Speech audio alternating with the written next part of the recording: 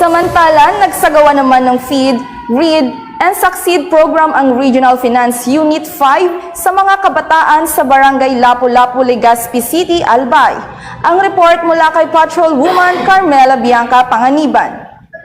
Naisagawa ng mga personahe ng Regional Finance Unit 5 ang Feed, Read, and Succeed program, katuwang ang Better Philippines Movement Bicol sa mga kabataang residente ng Barangay Lapu-Lapu, Legazpi City, Albay na ginanap sa Pro 5 Grandstand, Camp Brigadier General Simeon A. Ola, Legazpi City, ngayong araw, 13 ng Pebrero, taong kasalukuyan.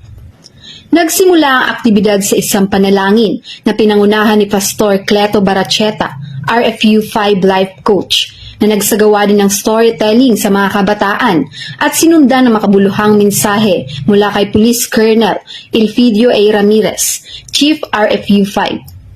Samantala, ang aktibidad ay aktibong dinaluhan at sinuportahan ni Police Brigadier General Andre Perez Dizon, Regional Director ng Pro 5, na nagbigay ng mahalagang mensahe sa mga kabataan upang huwag malihis ng landas at maging matagumpay sa buhay.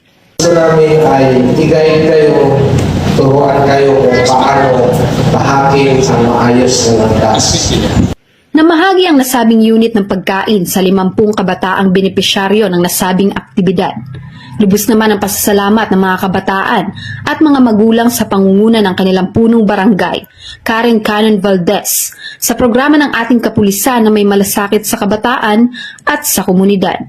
Thank you, especially kay Enrique Ramirez, head ng PNP, at sa mga kasamahang niyang officials and other members of the Financial Committee, especially nga sa Regional City, na nasa likod itong activity. Ang naging hakbang ng Regional Finance Unit 5 na makapaghatid ng tulong at saya sa ating mga kabataan ay bahagi ng programa ng serbisyong nagkakaisa na isinusulong ng pambansang pulisya para sa mas matatag na ugnayan ng komunidad at pulisya tungo sa isang maunlad at matatag na bagong Pilipinas. Mula dito sa Legazpi City, Albay, ako ang inyong PNN correspondent, Patrolwoman Carmela Bianca Panganiban, alagad ng batas, tagataguyod ng Talitang Pulis. Maraming salamat, Patrolwoman Panganiban.